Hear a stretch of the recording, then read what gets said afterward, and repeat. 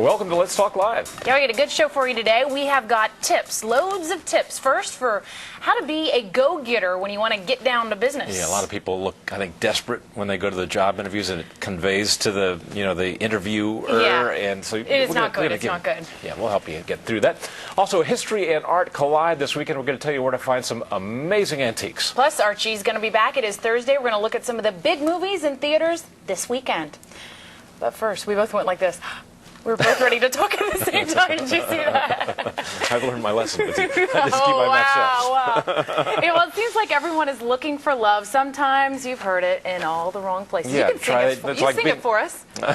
It's like beating your head against the wall sometime, trying to find love, looking for that perfect date or whatever.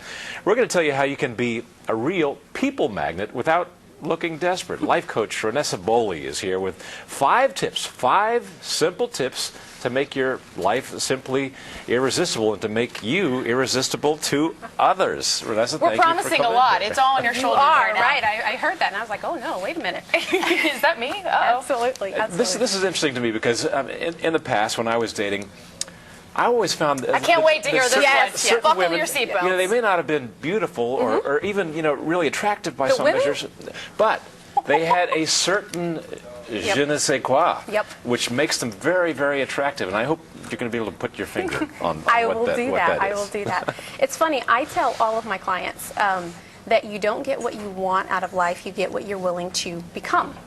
And so, we all want lots of things in our life. We want a fantastic relationship. We want, friends that, great connections with our friends. We want people who will advance our careers and businesses and so on and so forth. We want.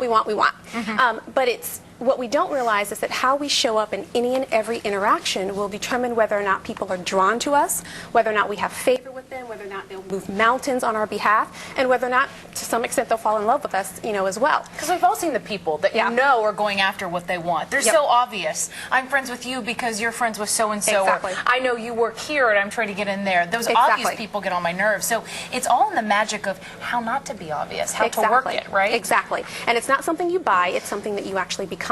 So what I tell people is, first is really the obvious. So from a physical standpoint, it's about accentuating your best, right? Okay. So as opposed to trying to replicate what somebody else has, how they look, how they dress, how they talk, highlight what is your best feature. So if someone tells you, you have fantastic hair, which you do, by the way, thank you. It becomes a matter. You do too, by the way. Well, thank you. I appreciate that. Look at him landing on strong. That's right. I like that. My hair.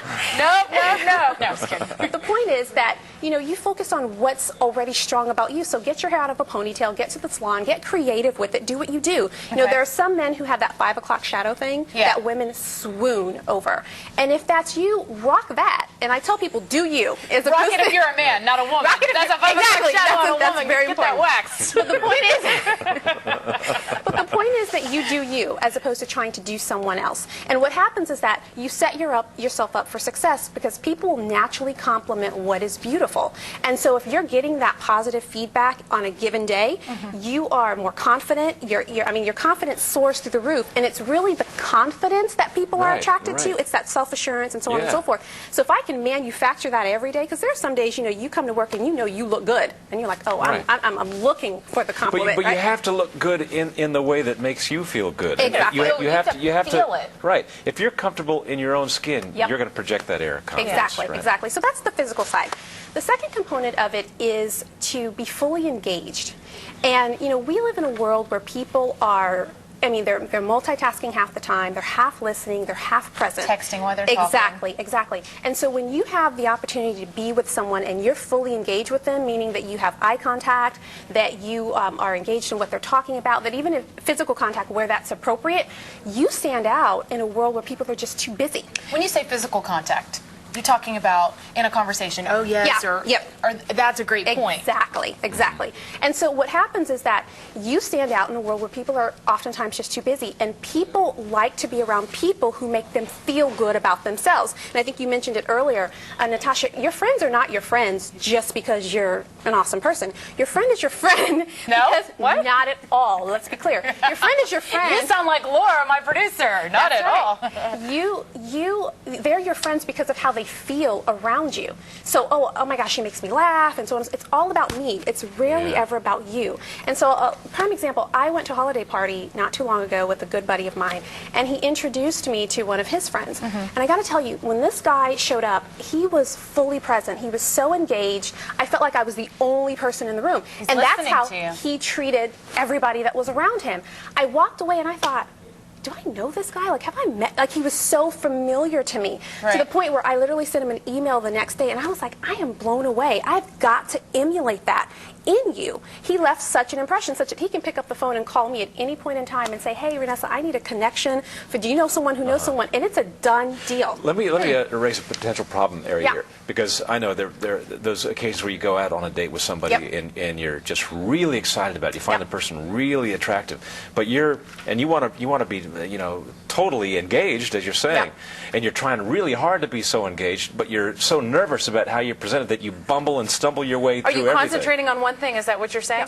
Well, I don't know if you're concentrating on one thing, but you're just so nervous about the presentation that you make that you're just coming off all the wrong ways. I mean, it's a stereotype in movies. The bumbling guy who's out on his first date. Part of the hot girl. Right. Well, let me ask you, in that moment, who are you focused on? Are you focused on you and how that person that's the problem, gets right? you, or are you focused on them? Because if I come into this room and my focus is just to give to you, or it's just to give to the audience, I could say all the wrong things, but my intention is all about you. And at some point, I'm going to figure out how to make you happy, or I'm going to figure out how to make sure this is an enjoyable time for you. So when it comes to dates and it comes to intimidating circumstances, we get intimidated because our focus is on us, and it's not on the other person. Because if my focus is solely on you, I can put myself to the side because it's all about you. But do you think everybody can get this down?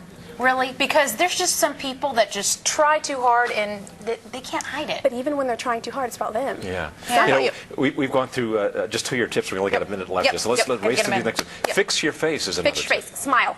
It's the most basic thing in the world. Smiling will get rid of insecurity. It will display confidence. It will confuse everybody else. It will confuse everybody else. What if it starts to go like this, starts to quiver? Doesn't matter. You have that issue? It really doesn't matter. The point is, if you come across as intimidating, unapproachable, or stuck up, smile. Especially for women, smile. That's the green light for that guy to say, okay, she's approachable. We can go to the next level. And sometimes we're so afraid that we don't do that. Next one, take a load off. Take a load off. Emotional baggage. Most of us think that we can hide our emotional baggage. We put makeup around it. We will dress it up in a fine suit.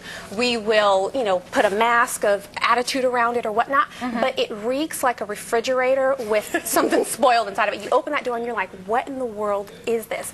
And so when we're walking around with a bad relationship, miserable at our job, low self-esteem, it drags us down. And nobody wants to be close to somebody when they're not dealing with So maybe their get it issues. out in another setting so it's not Get it, to the get top it out in of the open. Another setting. I mean, you all have those people where, you see the number on the caller ID and that is not the person you want to talk to because it's drama. That girl's going to be 30 minutes. Exactly. Can't talk to her now. And so if that's you, you don't want to bring that to the table with other people, right? Gotcha. And then lastly, it's acknowledging the good. In every circumstance you come in contact with, look for the good in everyone that you come in contact That's with. hard And sometimes. genuinely, you can always find something good about somebody. Even if I don't like your personality, your eyes could be beautiful. Or even if I don't find you physically attractive, wow, you've got such a great And the sense of somebody, humor. it's easier. I was thinking the something, but definitely in find the it in someone else. somebody, because when you do that, it makes you irresistible to people, and they will introduce you to somebody else. They will bend over backwards because it's so rare. It's such a rare occurrence, and then when it happens, people are surprised, like, me? Seriously?